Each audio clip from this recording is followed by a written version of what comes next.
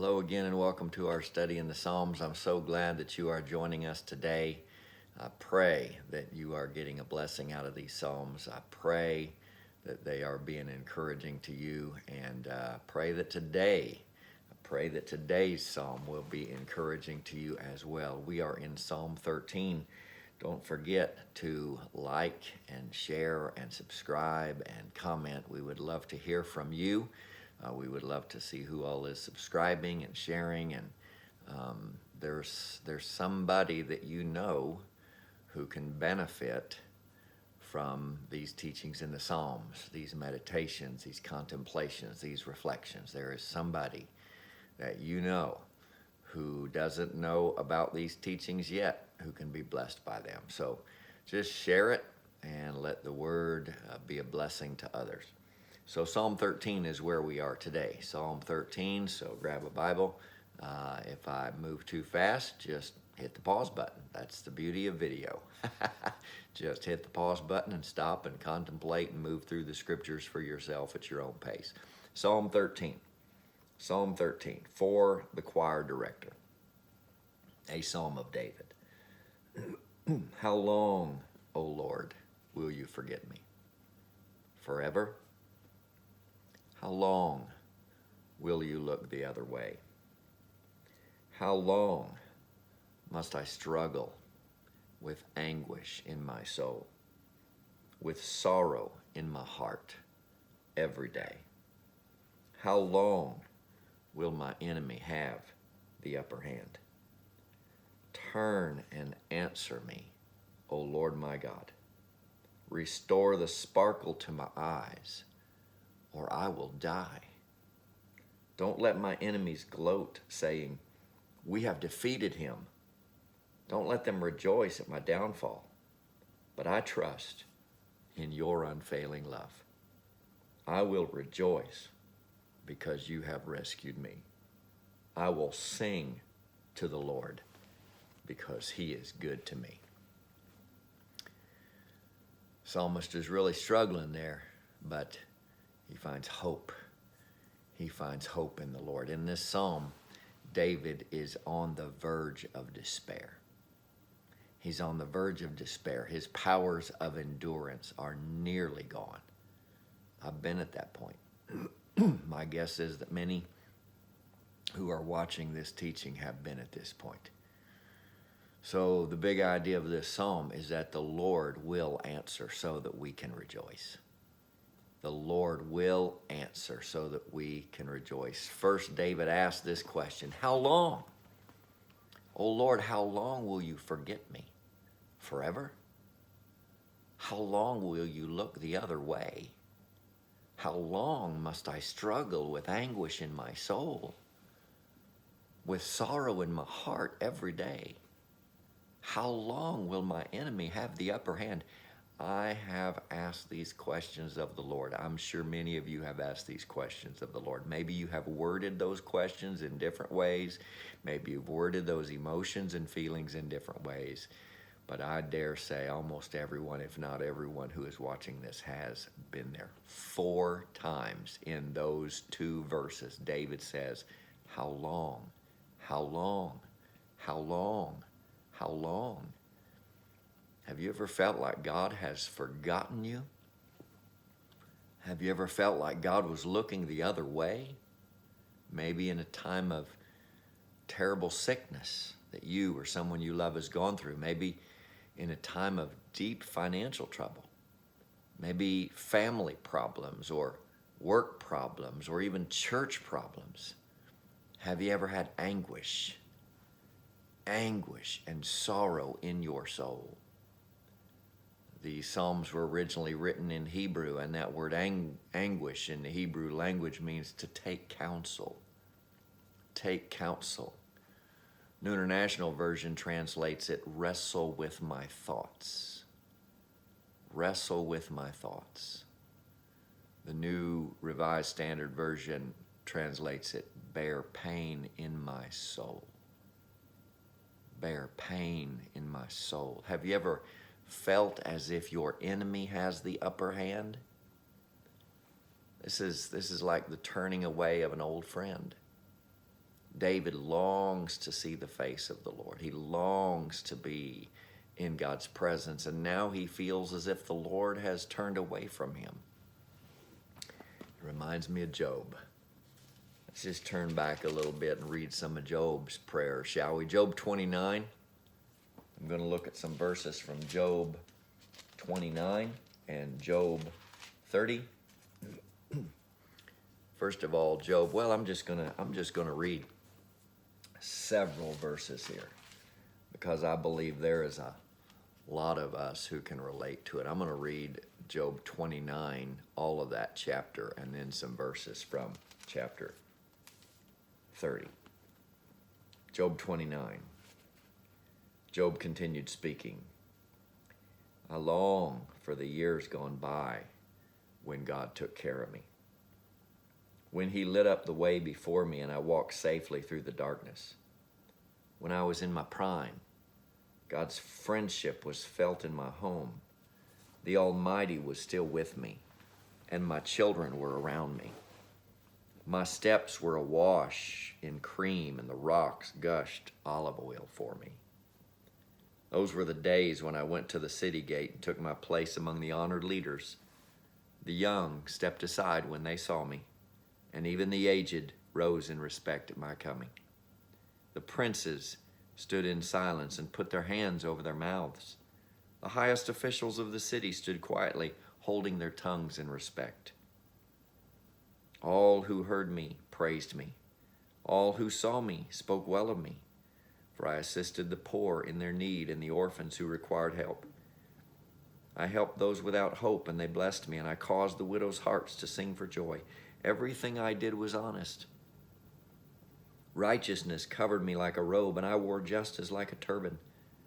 I served as eyes for the blind and feet for the lame. I was a father to the poor, and I assisted strangers who needed help. I broke the jaws of godless oppressors and plucked their victims from their teeth. I thought, surely I will die surrounded by my family after a long, good life. For I'm like a tree whose roots reach the water, whose branches are refreshed with the dew. New honors are constantly bestowed on me, and my strength is continually renewed. Everyone listened to my advice. They were silent as they waited for me to speak, and after I spoke, they had nothing to add, for my counsel satisfied them. They longed for me to speak as people long for rain. They drank my words like a refreshing spring rain. When they were discouraged, I smiled at them. My look of approval was precious to them. Like a chief, I told them what to do. I lived like a king among his troops and comforted those who mourned. Chapter 30, verse 1, but now I am mocked by people younger than I, by young men whose fathers are not worthy to run with my sheepdogs. Verse 20, I cry to you, O God, but you don't answer. I stand before you, but you don't even look. You have become cruel toward me. You use your power to persecute me. You throw me into the whirlwind and destroy me into the storm. And in Psalm 22 also, my God, why have you abandoned me? Why are you so far away when I groan for help? Every day I call to you, my God, but you do not answer. Every night you hear my voice, but I find no relief. That first verse of Psalm 22, of course, was quoted by Jesus on the cross. So you see, even Jesus knows this feeling that the psalmist has and that Job had, this sense of God's apparent abandonment. He knows our weaknesses. He has experienced all that we do apart from sin. You realize here that David is not looking for information. David is not just asking these questions for information purposes. He's not expecting to receive a date from the Lord. Oh, well, how long? Let's see, next Tuesday at 3 o'clock, your troubles will end. No, David is expressing the feeling that he is unable to take it any longer. Like the old cartoon character, Yosemite Sam, I've had all I can stands and I can't stands no more. Well, this is even worse than that. The fact is that the Psalms assure us that God does not abandon his people. God does not forget his people, but this is a feeling that we have. And as we have said in the description of this series, no other book of the Bible contains the range of emotions that are faced by all humans. These ancient songs sink to the lowest depths of emotional despair, yet they also reach the heights of emotional ecstasy found only in a personal relationship with God. So this is a song. This is a song, and it describes a deep feeling. It describes a feeling of utter anguish, a sense, not a reality, but a sense that God has abandoned, a sense that God is not watching, that he simply doesn't care for how bad David's situation is. That's not the way it is, but that's how David feels, and that's how we feel sometimes. And so David sings about his enemy seeming to have the upper hand. Who was his enemy when he was writing this psalm? Well, we're not sure, but who are our enemies? We have some physical enemies, I'm sure, some people who don't wish us well or worse, but we also have spiritual enemies. Spiritual enemies. We wrestle not against flesh and blood, but against principalities and powers and rulers of the darkness of this world and spiritual wickedness in the heavenly places. And they would like us to believe that God doesn't care and God doesn't hear and God's not listening and God won't answer and God has turned his back on us forever.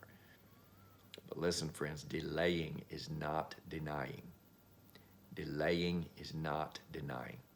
We have a story in 1 Kings chapter 17 and 18 of Elijah, and it's the famous story of Elijah on Mount Carmel. But we remember in that story that as a judgment upon Israel and Judah, God said that it would not rain until he said so again, because that was a sign of the blessing of God, and the people had turned their back on God, and the king was wicked and the queen was wicked, and they were leading the people into wickedness. And so there would be no rain, there would be no blessing on their crops, there would be an absolute drought, their economy would be destroyed. And this took place for 3 years while God provided for Elijah. And finally, after 3+ years, God said, go tell King Ahab that it's going to rain today, but I want him to know that it's coming from me, because ultimately he wanted the people to turn back to God. And so Elijah went and presented himself to the king, and he said, it's going to start raining again today, but first we gather on Mount Carmel. And so Elijah went to Mount Carmel, and Ahab brought 850 prophets, 400 prophets of the fertility demon god Baal, and 450 prophets of the female counterpart goddess Ashtoreth or Ashtoreth. And Elijah said, we're going to have a contest. We're going to see whose God is really God. We're going to both build altars. We're going to call out to God and see who sends fire from heaven on the altar. And he gave them the chance to go first. And so the altar was built, and animal was set as a sacrifice on that altar. And then the prophets of Baal cried out all day long, all day long, all day long. And nothing happened. No fire from heaven. They danced around, they cut themselves. Elijah started trash talking to them, said, where's your God? Maybe he's out relieving himself, maybe he's on vacation.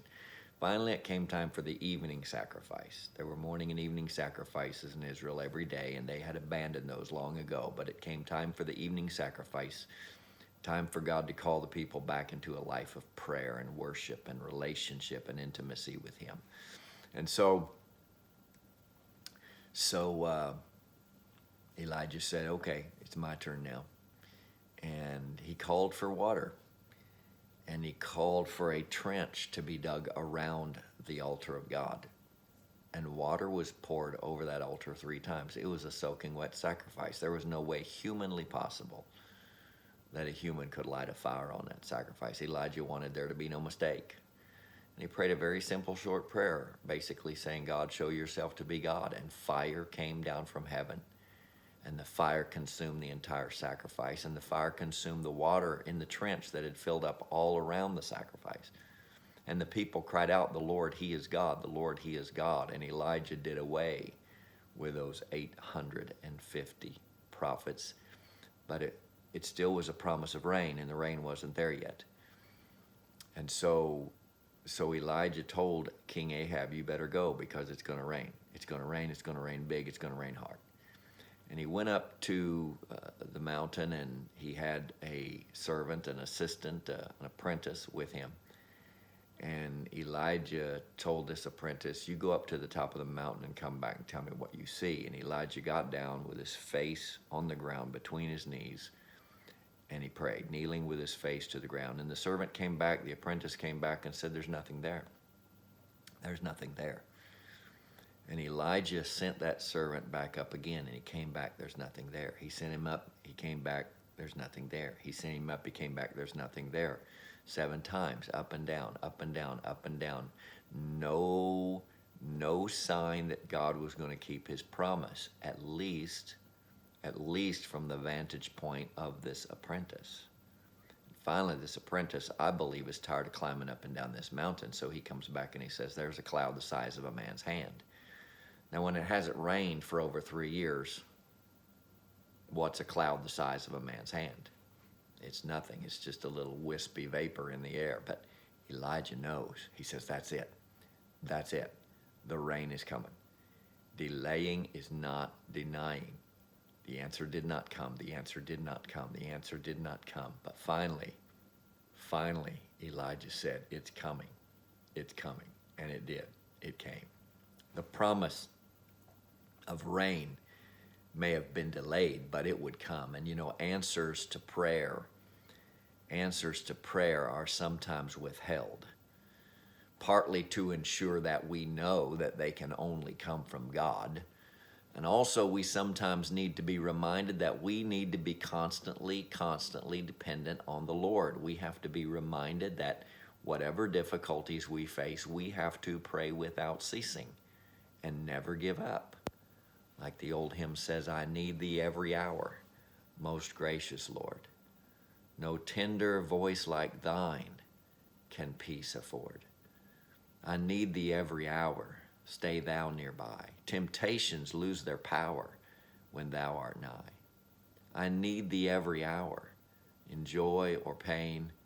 Come quickly and abide, or life is vain. I need thee, oh, I need thee. Every hour I need thee. Oh, bless me now, my Savior. I come to thee." Jacob had to wrestle with the angel of the Lord all night long in order to receive the blessing. Joseph had to endure prison for 7 years and before being called to interpret the Pharaoh's dream and rise to power in Egypt.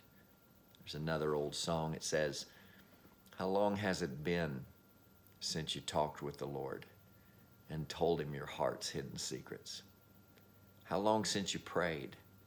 How long since you stayed on your knees till the light shone through? How long has it been since your mind felt at ease? How long since your heart knew no burden? Can you call him your friend? How long has it been since you knew that he cared for you? How long has it been since you knelt by your bed and prayed to the Lord up in heaven? How long since you knew that he'd answer you and would keep you the long night through? How long has it been since you woke with the dawn and felt that the day's worth the living? Can you call him your friend? How long has it been since you knew that he cared for you?" 2 Corinthians chapter 7. 2 Corinthians chapter 7. Paul can relate to David's cry and prayer in this psalm. 2 Corinthians chapter 12. I'm going to read verses 7 through 10. 2 Corinthians chapter 12, verses 7 through 10. "Even though I have received such wonderful revelations from God, so to keep me from becoming proud, I was given a thorn in my flesh, a messenger from Satan to torment me and keep me from becoming proud. 3 times I begged the Lord to take it away. Each time he said, 'My grace is all you need. My power works best in weakness.' So now I'm glad to boast about my weaknesses, so that the power of Christ can work through me. That's why I take pleasure in my weaknesses and in the insults, hardships, persecutions, and troubles that I suffer for Christ. For when I am weak, then I am strong. So David cries out, how long? And then David cries out, I need an answer. I need an answer. Back to Psalm 13, verses 3 and 4. Turn and answer me, O Lord my God. Restore the sparkle to my eyes, or I will die. Don't let my enemies gloat, saying, we have defeated him. Don't let them rejoice at my downfall. He's not simply looking here to be heard and comforted. He's looking to be delivered. He's looking to be set free. He's pleading for deliverance and freedom from this condition and from this enemy. It is not a bad thing to plead and get desperate with God. What are some other scriptural examples of people who pleaded with God this way? I'm sure you can think of several.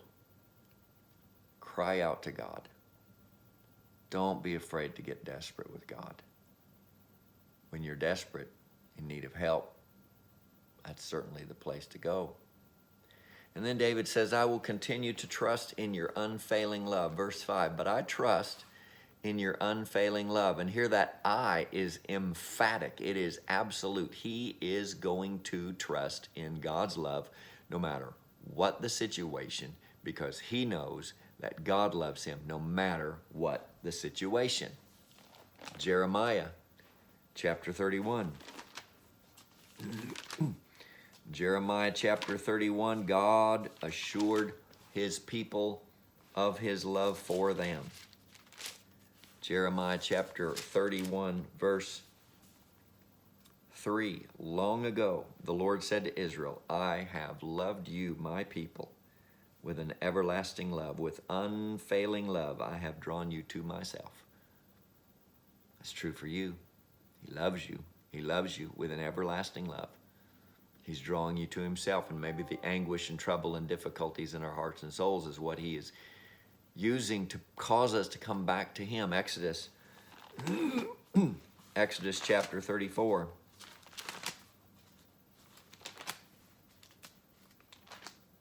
Exodus chapter 34, verses 6 and 7. The Lord passed in front of Moses, calling out, Yahweh, the Lord, the God of compassion and mercy, I am slow to anger and filled with unfailing love and faithfulness. I lavish unfailing love to 1,000 generations. I forgive iniquity, rebellion, and sin, but I do not excuse the guilty. I lay the sins of the parents upon their children and grandchildren. The entire family is affected, even children in the third and fourth generations. But he lavishes his love. He lavishes his love. The judgment only goes for 3 or 4 generations, but the love he lavishes goes for 1,000 generations. Lamentations. Jeremiah's book of weeping after the defeat of Judah and Jerusalem by Babylon. Lamentations chapter 3, verses 22 and 23. The faithful love of the Lord never ends. His mercies never cease. Great is his faithfulness. His mercies begin afresh each morning. And then Psalm 103.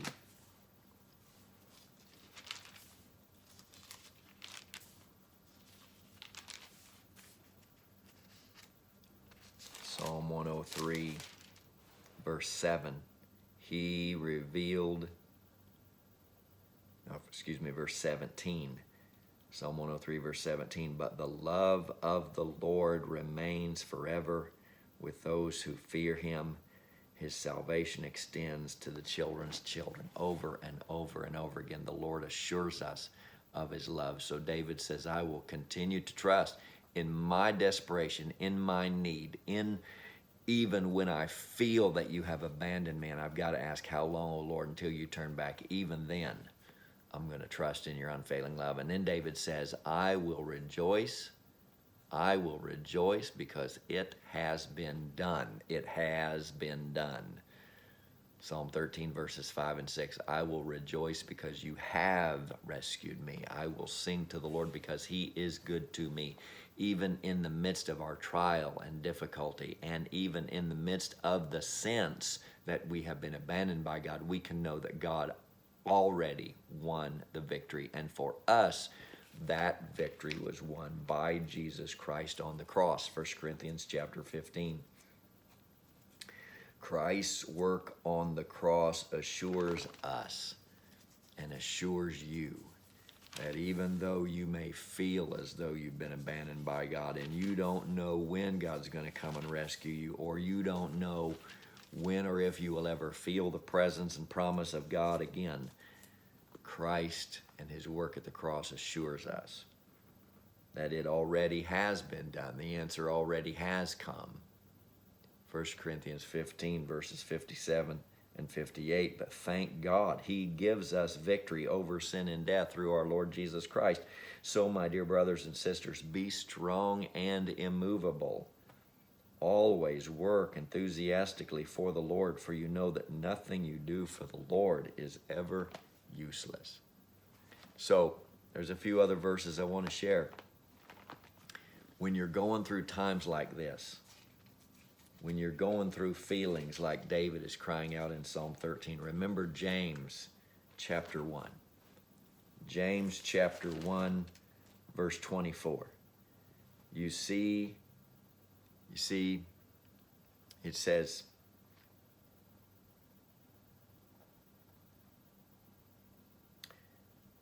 dear brothers and sisters,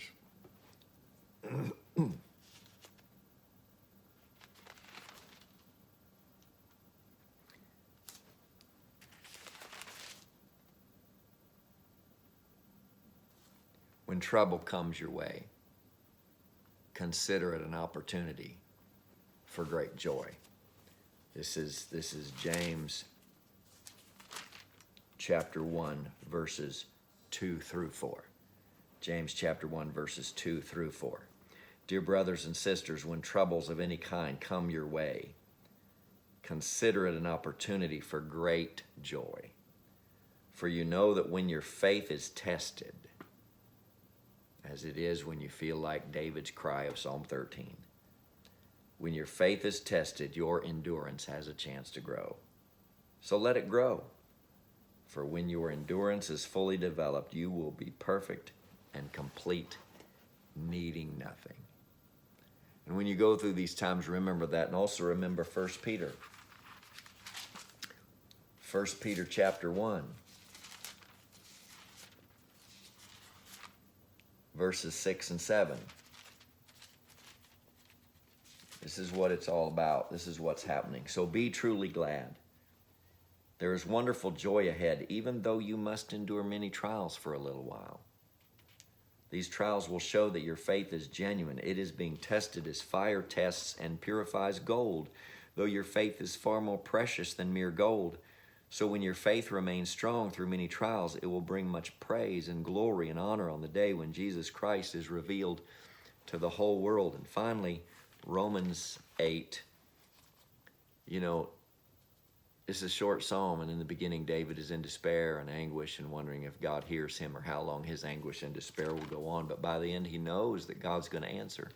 He knows that he's going to feel the presence of God again. He knows he's going to be delivered from this horrible feeling of despair and abandonment.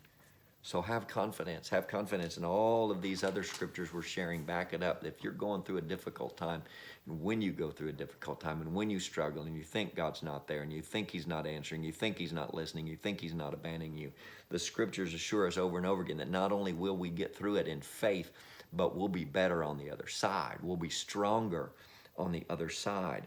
Romans 8:28, and we know that God causes everything to work together for the good of those who love God and are called according to his purpose for them. So hold on. Hold on. Joy comes in the morning. Joy comes in the morning. No matter what the anguish, no matter what the sense of abandonment or feeling, David says, how long? How long? How long? How long? I need an answer. But I will continue to trust in your unfailing love. And I will rejoice, for it has been done. That's a good prayer. Go ahead and cry out to God in desperation. Go ahead and run to him. Go ahead and scream to him. Go ahead and call and appeal. And in that appeal, say, Lord, I do know you're there, regardless of what I feel, regardless of what I see, regardless of the experience happening around me. I know you're there. And I know that in your time, you're going to come through, and you're going to bring me through on the other side, even stronger. May that be the blessing of God for your life today.